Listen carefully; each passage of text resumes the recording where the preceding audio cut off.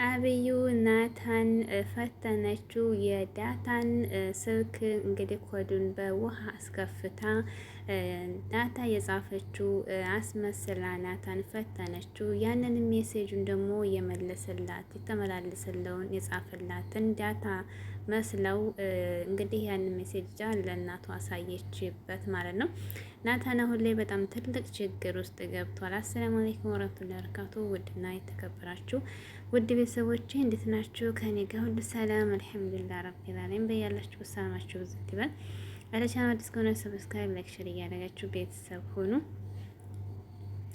እንግዲህ አብዩ በናታ አለመወደዷ በጣም አቃጥሏታል። በጣም ተናዳለች። እናቷ ምንም ያክል ደግሞ ትክክለኛ ሴት ሆኔ ናታን እንድወድሽ ይህንን አድርጌ እንዲሁም መልካም ሴት ሆኔ ናታ የሚፈልጋትን ሴት ሆኔለት ይወድሻ ብላ በምክር ብትገድፋትና ብትመክራትም ነገር ግን ናታ አብዩ ሊወዳት አልቻለም።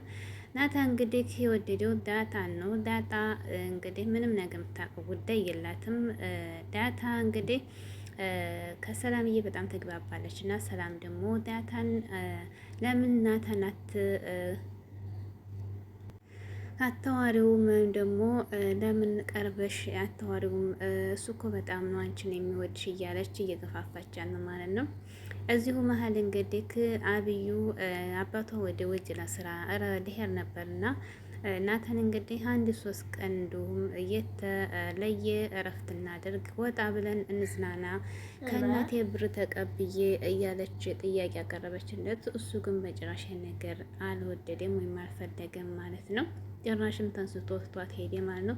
ግን አብዩ በጣም ተናደደች። ምክንያቱም በጣም ተስፋ እየቆረጠች ነው በብዙ ነገር። ናታን እንዲወዳት ብዙ ነገር አደረገች። ግን ደግሞ እሱ የሚፈልጋት ሴት ልትሆን አልቻለችም ማለት ነው። ጥያቄም ጠየቀችው። ግን እኔ አላምንም እንዴ እኔ ቆንጆ አይደለሁም እንዴ ብላ አለችው።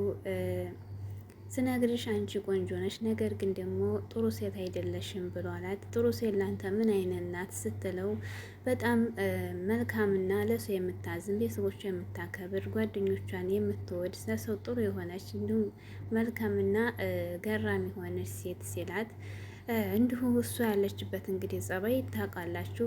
ውሃንም እንኳ እህቷን አትወድም ማለት ነው። እንኳን ሌሎችም በጣም ራስ ወዳድ ናት አብዩ ማለት ነው። የራስና የራሱን ስሜት ብቻ ነው የምትረዳው። አጠገቡ ያሉት ሰዎችም አትወድምም አታከብርም ማለት ነው።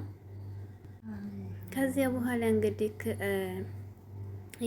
የተደረገው ነገር ምንድን ነው? በጣም በሚያሳዝን ሁኔታ አማራጭ ስታጣ ባለፈው እንግዲህ ዳታና ናታን አንድ ላይ አንድ ክላስ ሆነው ሲያወሩ ናታን እንግዲህ በጣም በዳጣ ፍቅር ስለያዘው ፍጥጥ ብሎ ሲያት ፍቅር ያዘ እንዴ ስላ ስትጠይቀው እናቷ ደግሞ አሁን ላይ የት ናት ያች ዳታ ናታን ክላስ ሄዳ ነው ስትለው አረ መቼም አታደርገውም ይሄን አትሄድም ብሎ ተከራከሩ።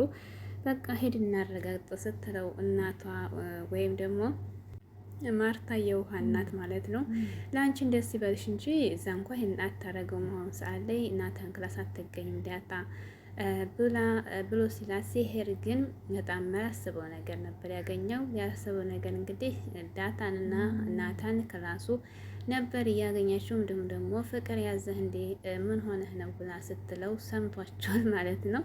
በጣም ነበር የደነገጡት።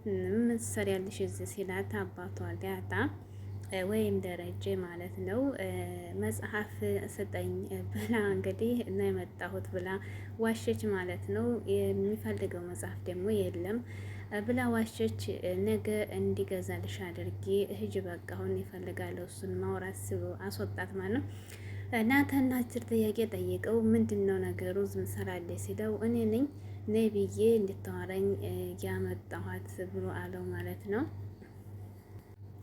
እዚህ ቤት ሁሉም ሴት ልጆች እህቶች ናቸው። ከብዙ ነገር ትጠብቃቸዋለህ። ለአንተ ደግሞ ይሄ አይመከርም ብሎ አለው። እኔ እኮ እዚህ ቤት ቆየሁኝ፣ ስለዚህ የለኔ አትነግረኝም፣ ጠብቃችኋለሁኝ፣ አታስብ ብሎ ሸኘው ማለት ነው። ከዚያም በኋላ እንግዲህ ደረጀ ከሚስቱ ጋር የመሰናበቻ ወሬ ሲያወራ መኪና ውስጥ ሆነው አጋጣሚ አብዩ ደወለች ማለት ነው። ከዛ በፊት እንግዲህ ውሃዬ የዳታን ስልክ ይዛ ነበር እና በምንም አሞናይታ ዳታን ማናት ውሃን ኮዱ እንድትከፍትላት አደረገች። በኋላ ናታን ጋር ተጻጻፈች ማለት ነው። አብዩ እንግዲህ ናታ ደግሞ ዳታ መስለው ሁሉን ነገር ነበር የመለሰላት። ትወደኛለህም እያለች ብዙ ጥቅሶች ስጽፍለት አንዳንዱም እየገረመው እየተገረመ ነገር ግን ቢገረምም መልስ እየሰጣት ነበር የቆየው ማለት ነው። ያንን ሁሉ ግን ስታደርግ በጣም እየተናደደች ነው፣ ውስጧ እየጨሰ ነው አብዩ ማለት ነው። ከዚያም በኋላ የማሳይሽ ጉድ ያለ ስትላት ታውቤች ዝም ብላ ነው ጉድ አታጣም ብላ ከመኪና ወርደው ሄዱ።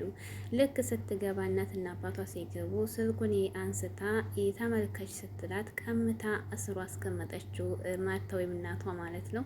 እንደው ግን እዚህ ድራማ ላይ በጣም ደስ የሚለው ነገር እናቲቱ በጣም ትዕግስተኛና ለቤቷና ለባሏ ቤተሰቦቿ የምትጨነቅ ሁሉን ነገር ማሳለፍ